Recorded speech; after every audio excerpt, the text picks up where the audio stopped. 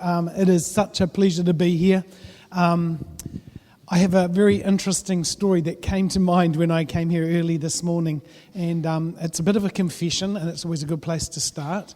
Nigel and I were youth pastors at the same time. I've been in this role for 25 years, so it was more than 25 years ago, and I was an early adapter and got a laptop. I couldn't afford a fancy brand, so I got a real cheap and nasty copy. And I decided to go totally digital, and my diary was on my laptop. I was at a conference and I walked into the room and my laptop had caught fire. And everyone said, "Is everything backed up?" And I go, "Yeah, all the Word documents are backed up except my digital diary." And you know where this is going, hey? Because for 3 to 6 months, I had booked up appointments of speaking places and I had no idea where it was. So the last time I got to speak here, I was sitting in my own church, enjoying the songs, and my phone rings, and it's Nigel ringing off the landline going, "My boss wants to know, are you speaking here today?" And I'm going, "Yes, I am." Fortunately, it was just over at St Albans, so I drove here praying very fast. And at that stage, I had one sermon that I just had prepared to share everywhere I went, just for moments like this, and that was the first time. So after 25 years, it's nice to be invited back. The forgiveness is here. Whoa. And in 25 years' time, I'm over 85, so it's not going to happen again, is it? But it is lovely to be here. I am a huge fan of what this church and youth community have been doing in our city. And so it's a privilege to be here today. And I'm actually have not spoken for a long time. I just felt to just have a rest. And recently the Lord's really stirred me up to go do some basic stuff that you've been training youth workers to do, I now want you to bring to church. So this has been crafted over the last couple of decades around raising up people and understanding the real basics of church. And so it's titled Who's My Neighbour? And to put it in context, I'm just going to wander back here. I'm not going to get feedback. Oh, good. We're going to read a passage together where this comes from, and it's always good yep, there we go. So this is where it comes from. Let's read it together out loud, okay? Here we go. One day, together, okay? From the top. One day, that's better, an expert in religious law stood up to test Jesus by asking him this question: "Teacher, what should I do to inherit eternal life?" Jesus replied, "What does the law of Moses say? How do you read it?" And the man answered, you want to click it for me? "You must love the Lord your God with all your heart, all your soul, all your strength, and all your mind, and love your neighbor as yourself." "Right," Jesus told him. "Do this and you will live." The man wanted to justify his actions, so he asked Jesus, "And who is my neighbor?" And if you go to church and you've hung around these places, you know that the next thing that Jesus started telling was a parable. And he loved telling parables. And it's the parable of who can tell me? You remember what parable Jesus did it with? The parable of the Good Samaritan, that's right. But for most people in New Zealand, we've never met a Samaritan. We don't know what a Samaritan looks like. But just to contextualize it for you, a Samaritan in their days was quite looked down on. The reason was they were half-castes. Jewish people got taken away and a few people got left over there, and they intermarried with everyone. And the Jews were very fussy about pure bloodline. And when they came back, they looked at these people that had now intermarried and had half-caste children, and they made them stay in one place. They didn't like them because they hadn't stayed true. And so it was quite a divisive thing that Jesus was talking about. It's good to know what the context is. And so for me, I've been talking about what this looks like for ages. And what I want you to do here is I was wanting to do a role play, and then I'm going, level 2, what are we going to do? So I'm going to get some people to come up and volunteer, but don't worry, I have got protective masks for you because you're going to stand close to each other. But I need about 7 to 8 volunteers to come up, and all you've got to do is look beautiful. So some of you, that's just going to be real easy. So anyone want to come up and See, self-selection, this is good. Okay, if you can tell your neighbour they can come and join us. I never had trouble with young people, but I need another 6. That's good. Do you want to come too? Yeah, it's good. Okay, need a few females to represent. Priscilla, you've just volunteered. Bring that. Anyone else? I need a few more than that. It's going to be a bit difficult. So does anyone else want to come? Thanks, Vicky. That's 4. Good. Anyone else? All ages? Any more? Looking for one more. One going once, going twice. Cool. Boys on this side. Good. I'll get you to all put one of these on. Then you can hide your identity.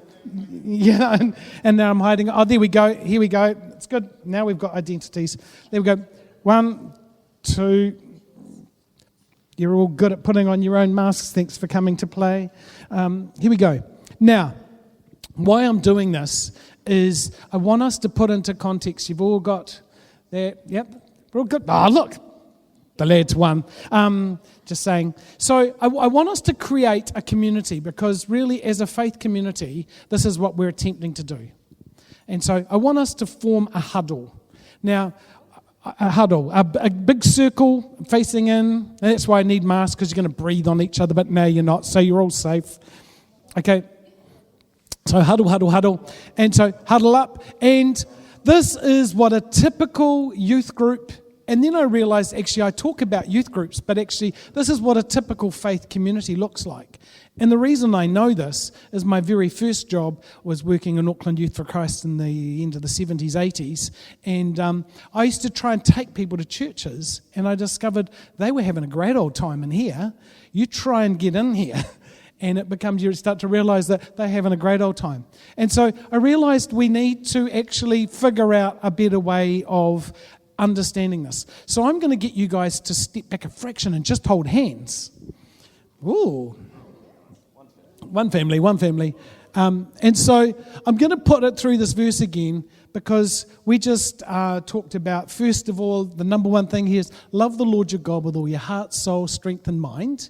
Now, I'm going to get you to, I hope you all put deodorant on, but I'm going to get you to lift your arms up. Good job. It's early in the day and everyone smells good. Okay, so check your neighbour. No, don't go there. So this is what a faith community looks like of worshiping God. I'll get you to put your hand down because I'm going to talk a bit more about this. Why is this number one? But the interesting thing is, and I'll tell some stories about it later, but we've got to learn to love God first. And for some people, that's singing. And others, if you're like me, I can take singing or leave it. But that means I don't learn to love God. I've just got to learn to do it in other places. We'll talk about that next. But then the next thing is you've got to love your neighbour as yourself. And so I'll give your hands a squeeze. That's good. They're already doing it. That's good. So for these people, this is what a loving community or a village or a cell group or a church or a youth group looks like. And then everyone identifies it and goes, oh, heck, we've got someone... We've got a community. We need someone to lead it. And I'm going to choose someone who's awesome at leading. Amber, would you like to be the youth pastor? And we're going to stick him.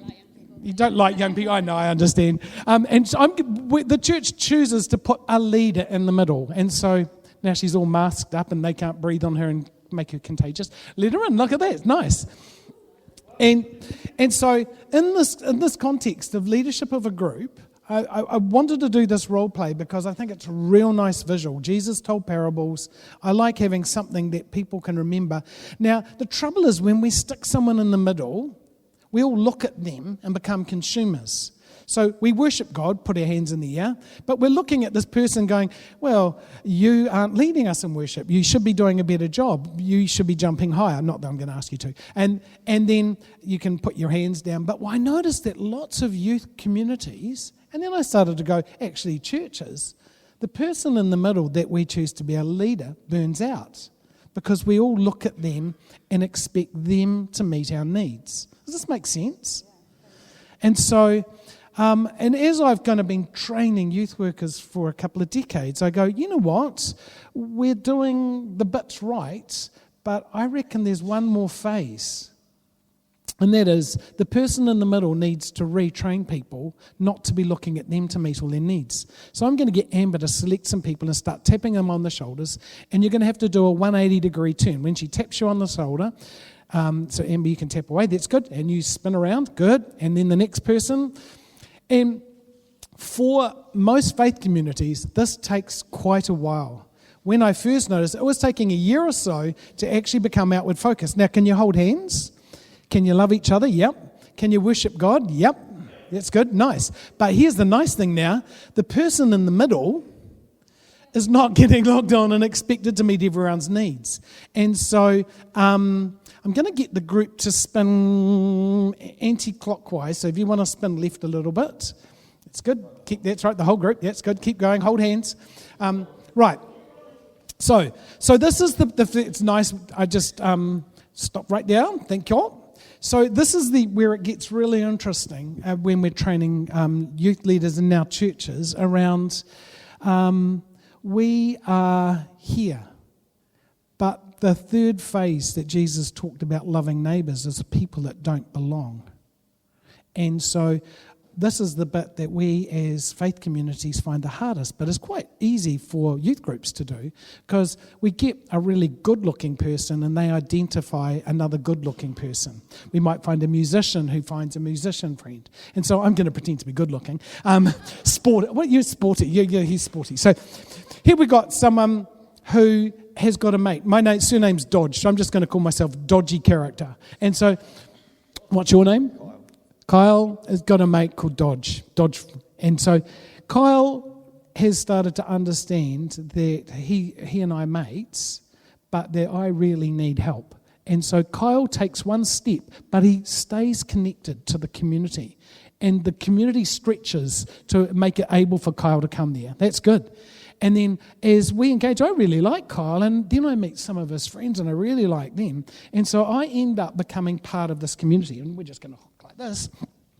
And so Kyle and I, Kyle realizes that I needed to find Jesus, but it's quite a journey for me to meet Jesus. And so the interesting thing that happens next is I come along because I like Kyle and his mates, and then I go, oh, hello. And I discover that Kyle has got some gorgeous women at his community as well. And I came for good motives, but we're all human. People always go, how do you get 400,000 kids to come to Easter? It's quite easy. There's people that they're coming looking for love, or at least like. And so these kids come to stuff. And the leader who's in this community notices. So Amber notices that my motives are, I'm getting a little distracted why I should be here. And so Amber rearranges the community so that I have another male on my side. Am I giving cues here? Yeah. That's a good... Repeat, please. I think that's a good idea. And so all of a sudden I go, whoa. He's not as pretty, but he likes me. And what... he is gorgeous. But what happens is I start to get discipled by a bunch of guys like me, and we do life together. But this is phase one of being outward focused. But this is the interesting thing, because I find that when people like myself from the fringes of faith, we meet Jesus and we meet a community that loves us, I have got a whole pile of dodgy mates. And I step out, and all of a sudden, the community stretches with me again, and I bring my dodgy mates. And it almost overwhelms the faith community, because everyone's coming looking for love, but not the love that I got distracted with, but the love that here's a bunch of people that love me from all ages. It's not just people like me all of a sudden. There's sporty people, there's tough-looking people, and then there's straight old me, but there's mates. Hey, can you give my beautiful assistants a big hand? Thank you, man. Thank you. You can keep the mask as your own little souvenir of church today. So, what have I done with my remote? There we go.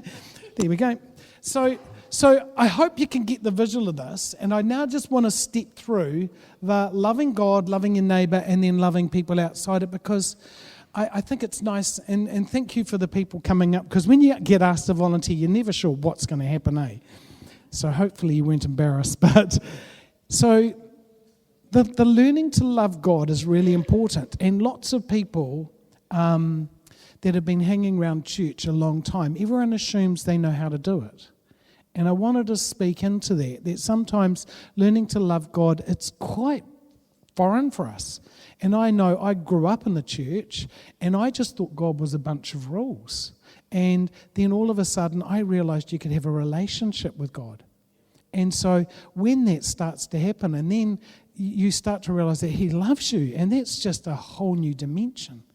And we talk about, let's imagine this line along here is a continuum, and this is a point where people encounter Jesus.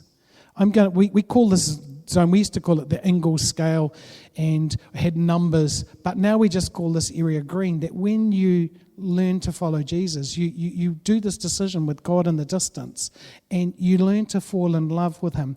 And the more you get to know Him, the more you love Him. And the ways these happen, it's just crazy. I met a young man a wee while ago who I knew wasn't into church stuff because he kind of tried to use the jargon but didn't quite get it right. And he went, "Hey, Mr. Dodge." And I go, "Oh, don't call me Mr. Dodge, that's my dad's name." "Well, Camp Dad, but I didn't know your first name." And I went, "Oh, okay." I met Jesus at Easter, and I go, "Oh, cool. What?" Kind of hoping that I was one of the speakers, so you do a wee dig, which, how did that happen? And he was really interesting. Wasn't any of the speakers or anything. I was in the worship pits. And I was going, "What's the worship pits?" And he goes, "You know where you get everyone to come up the front and, the mosh pit, the worship pit, I'll go with you." And he said, "You said to come up the front and open your arms and close your eyes." And he said, "I stood there and I didn't even know God. And as I stood in the worship's pits, as he called it, I just started crying." And I go, "Whoa, what was happening?" And he said, "I just got overwhelmed with this feeling." And at first he thought it was just because I was hot. And then it was kind of like this tape started playing of all the bad stuff I've done. And that it was kind of all falling off me. And I was just getting more and more kind of aware. And he said, it was quite overwhelming. He said, I started freaking. And then I started freaking because I was crying. And I don't cry. And I was crying in front of all these strangers. So I just squeezed my eyes tighter. And he said, I started to realize that God loved me just standing there doing this. And I thought, wow. What was really happening for him is as people worshipped God by singing, there's this crazy verse that Jesus goes, "If I will be lifted up, I will draw people to me." And because people were worshipping around him, he just had an encounter with God. I wish it was always that easy. But for him, and it was life-changing, because this was a significant amount of time after that thing that had happened for him. But he said after that, I just had these people that walked along the journey with me. And so this is what we call green zone in youth work. But you're going for God, you're growing, but you have an encounter somewhere along this journey. This zone here, we call the orange zone. That's approaching God with caution. And you will know them. And really, the orange zone, if I was putting it onto the context of this, that was my mates who stepped out and stretched and approached and started to make me part of their community. That's people in the orange zone. But interesting, God's already been drawing them along the way. And then right down here, doing full spectrum, is red zone. And they don't care about God, don't want to know God, in fact, quite anti-God. And so this is the thing that we've been training youth workers and now our young people to do, and I really feel now that God wants us to train the church to do, which is a strange order, but going, as young people start to become followers of Jesus and go in this way of learning to love him more and more, the thing that we're starting to train them to do is once you've learned to love God and love each other, that is not the end of the journey. And what have I done with my clicker? It's this is a real delayed clicker. Can you just hit the button for me and move it forward one or not? I don't want to double click it. Here we go. There we go. No, there we go. There we go. So I'm giving you a new commandment. Love each other just as I loved you, and you should love each other. And your love for one another will prove to the world that you're my disciples. So this learning to love each other is really important. This is where I may or may not get myself into trouble. Just senses warning. I have found adults don't do this quite so well. And we've role modeled it really badly for young people. The reason I came across this is I was talking about some young people, we need you to commit for 5 years to doing youth ministry. 5 years? They said, in 5 years I've been to 3 churches. And I went, what? And I went, why? Are you not happy? And they, oh no, it's not me, it's mum and dad. Oh, tell me about that. And then a whole pile of other young people chipped in and go, me too, us too. We've been to, and so I was going, how many have stayed in one church your whole life? And there was only a couple. How many had changed? Now, some of them are moving around different cities, different jobs, buying a house. They're all okay. But the thing that was, when I dug down, that concerned me was the amount that the parents fell out with people. And my summary was, they didn't like sharing the sandpit anymore, so they took their toys and they left the sandpit and they went to another sandpit. But the people at that place were really lovely to start, but then they fell out over stupid little things when you talk to them, and then they swap sandpits. And then it becomes a habit. Every time you fall out, you just take your toys. And it's been quite destabilizing, unstable for our faith communities because of this. Now, I know I've seen some of you in other churches. I'm not having a go. But what I am saying is I'm setting the bar high, that I would like to see people that we learn to love each other. And that goes, sometimes we are going to agree to disagree. And sometimes I'm going to have to go back to you and say, I'm really sorry. The way I talked to you when we got into that argument, I was I've got to choose a church word, a prat. There's just sometimes we are not modelling this yet, eh? And so I'm really encouraging us how rich a faith community can be when you put your roots down and you learn to get on, and when people get under your skin, you learn to love them. Because the boss says that if we love each other, then the world will know there's something different. You vote for different parties and you argue about it. That's awesome. And you choose to love each other, because that's quite topical right now. You choose that. You choose that. I look around churches and it's the only place where you go, these people would not mix in normal society. This person's into sport, this person's into kickboxing, this person's a knitter, this person here, they're not even sure who they are yet and are exploring all sorts of things. And no one rejects them. They just get loved. And I think that is a beautiful picture of what the church can be. And when we do that, and then we go on this lovely journey of being outward facing, then we can go the next part of the journey. Because you see, we were 0. This is where you meet Jesus, and this is where you start being his follower. We just think it's me and Jesus. Jesus is my boyfriend, and I'm going to go into the sunset, him and me, we're like this. He's the tall one. And we go like this forever. But actually what happens with Jesus is... someone laughed at my joke. I'm kind of stoked. So as we go on this journey, he asks us to turn around and go back and find some people on their outer fringe and start journeying with them. And this is the bit that I've realised we've asked young people to do, and they've done it effectively, but we as the church are really happy. Well, why isn't the youth group growing? They need to go and win some more friends. And I'm going, oh, hold it. When's the last time we did this as adults? And so I've been on this journey for a long time, going, if I ask young people to do this, then I am going to model this. And so the first phase of learning to do it, I'm a full-time paid Christian, so I've got to go and get some interests outside of church to meet people that don't hang around church. Otherwise you just get all a bit crazy. And so the first time I did this, I started playing competitive squash, just going down to the club rooms and playing squash, and I loved it and discipled people for a long time. until 3 people have had heart attacks playing in the squash court, and none of them were me. I go, you know what, I'm getting a little bit old for squash. One of them, ironically, was my senior pastor at the time. He was more competitive than me. He's going, oh, I can hardly breathe. I've got this horrendous pain in my chest, and I just can't breathe. And I'm going, that sounds more than the puffed. Sure enough, he had angioplasty that afternoon.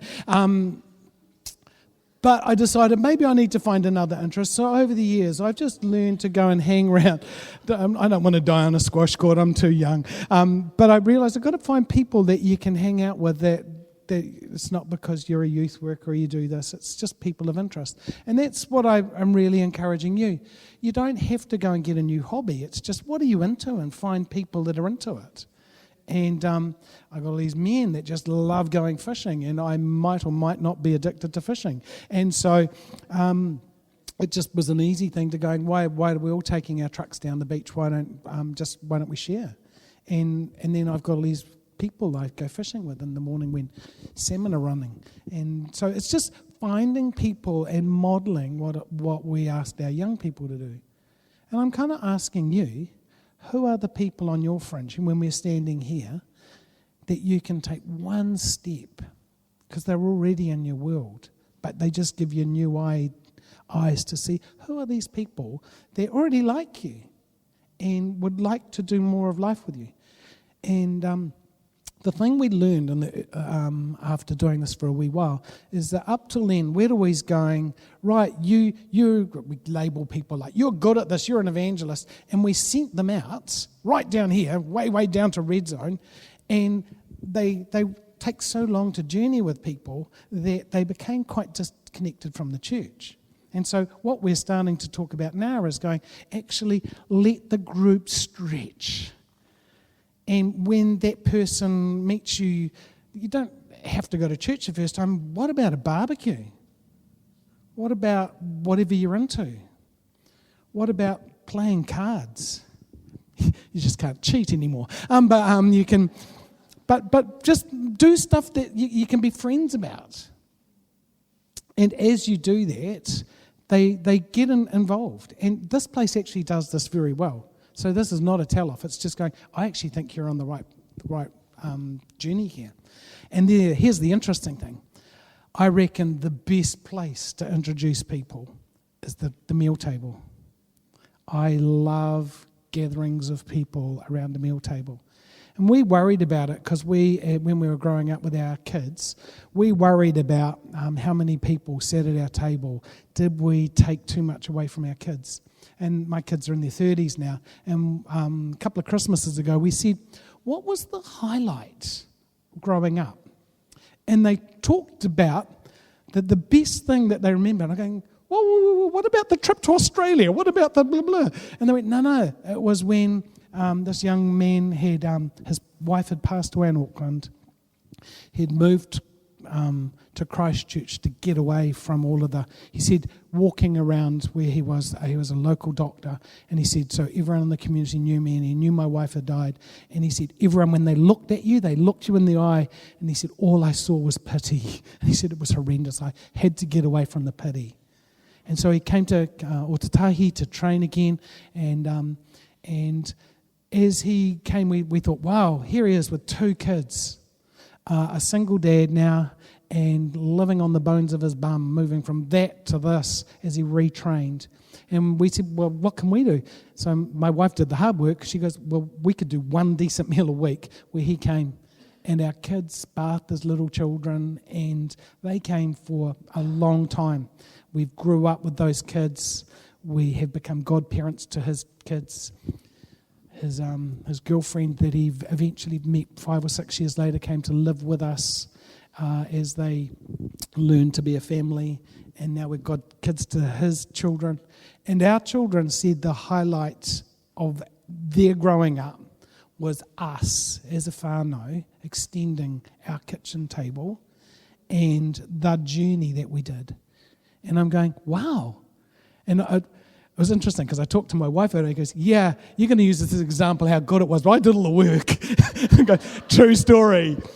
But for her, it was the journey. And so we're just naming it for what it is, eh? I'm trying to be real about what it looks like. But I've met mums that have opened their youth home for youth group, and they just, the youth group can't fit into the youth hall or whatever, and they want small groups. And I meet these mums who just sit in the kitchen and yak to the kids that come in and out, and they get engaged in the journey.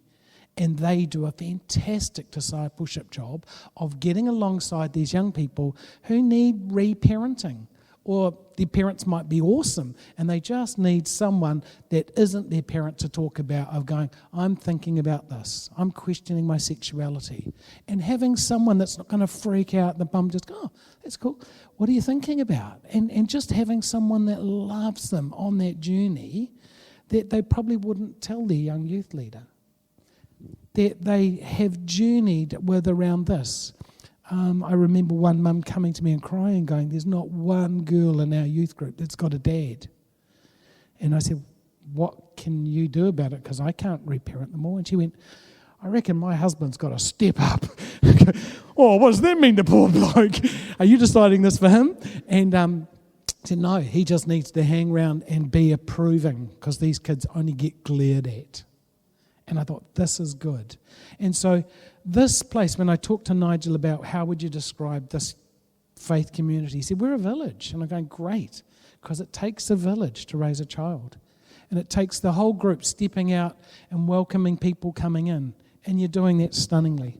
And when you find people that are looking for Jesus, and it's crazy how God draws them in, but that you can be aware of that. It's the only church I know that hasn't got a clock on the back wall. So I want to talk one more verse, and that is what happens in the centre.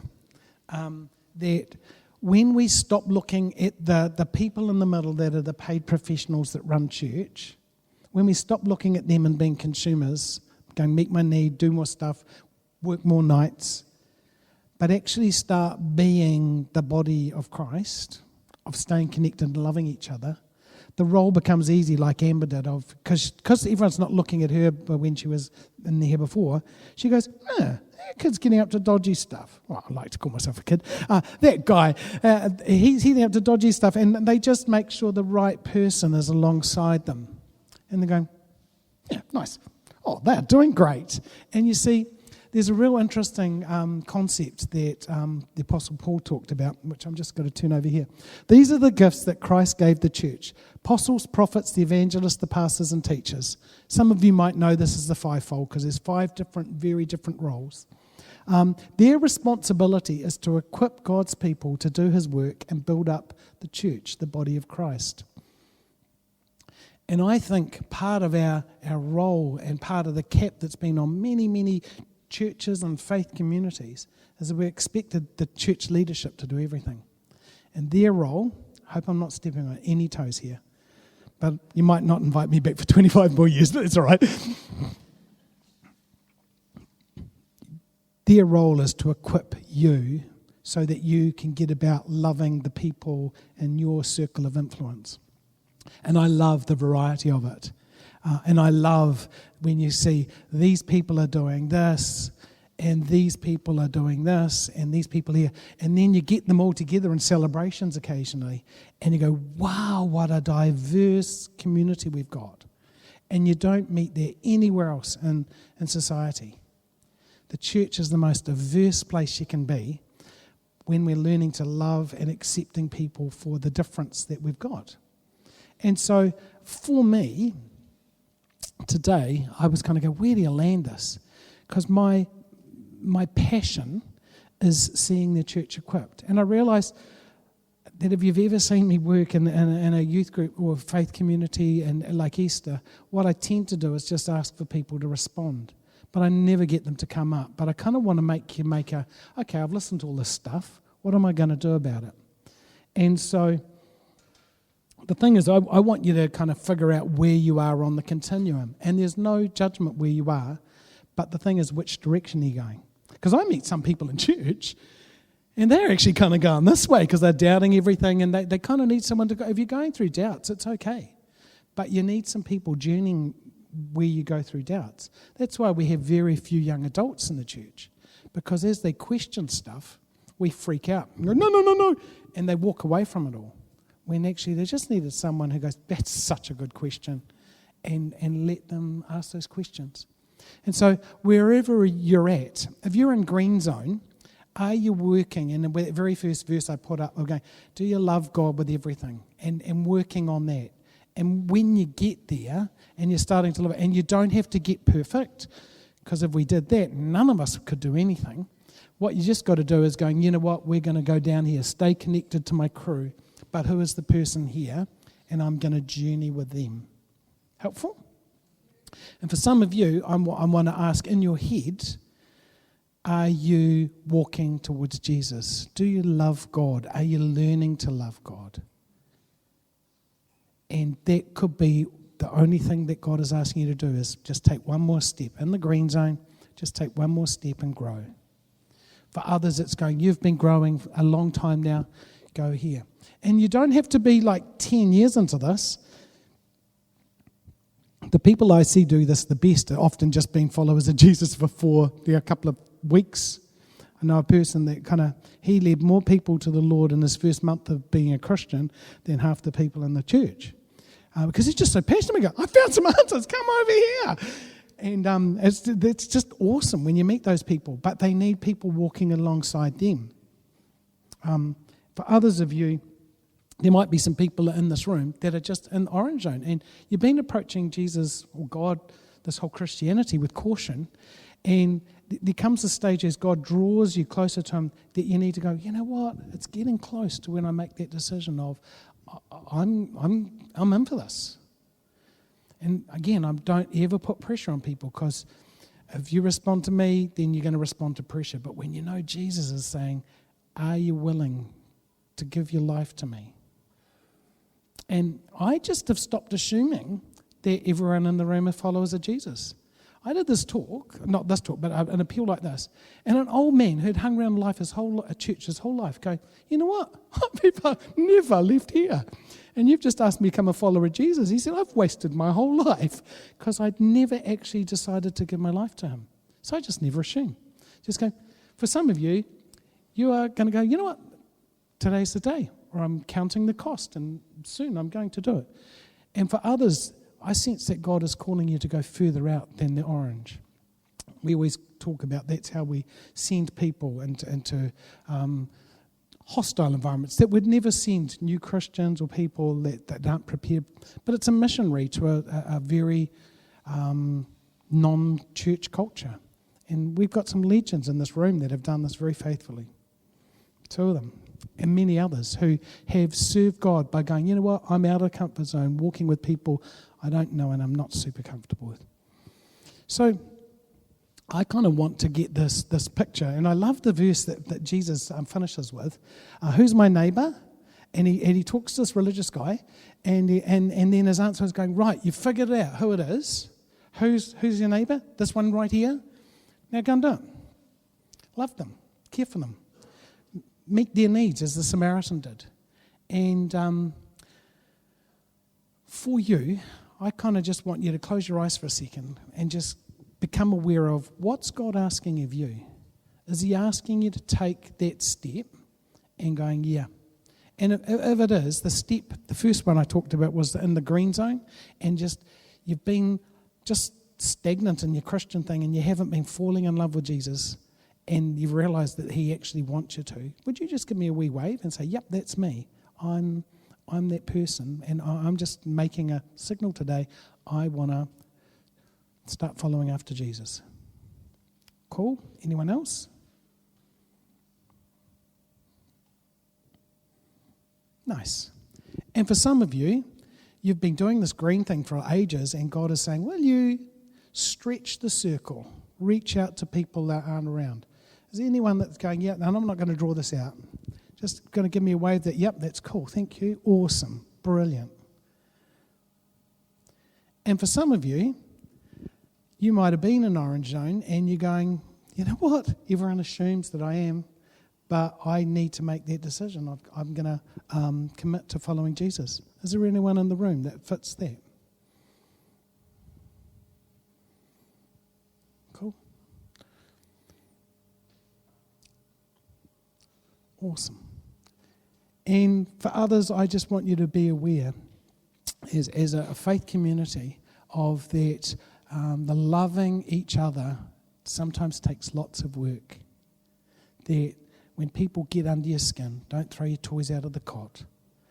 Go to them.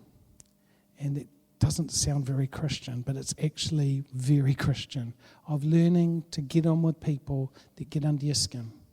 And I don't mean being in abusive situations, but I'm just learning to get on. And I do sense there's some people in the room that you've got to make that decision of going, yeah, I choose to love some people and I need help. Is there anyone that's in that situation? Sense there's one, maybe two. Cool. Anyone else?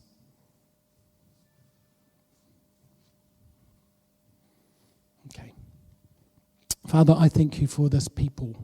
Thank you for the team that lead here. And I pray that you continue to equip them to lead this community and equip them to be outward focused and reaching to their people groups. And Lord Jesus, I want to ask that you would meet each person in this room in a new way as they learn to love you, and that they would be aware that they're loving you more. And that as we walk along this journey, that we will have fun as we meet people and go, wow, I thought this was going to be hard. I really like what I'm doing here. Amen.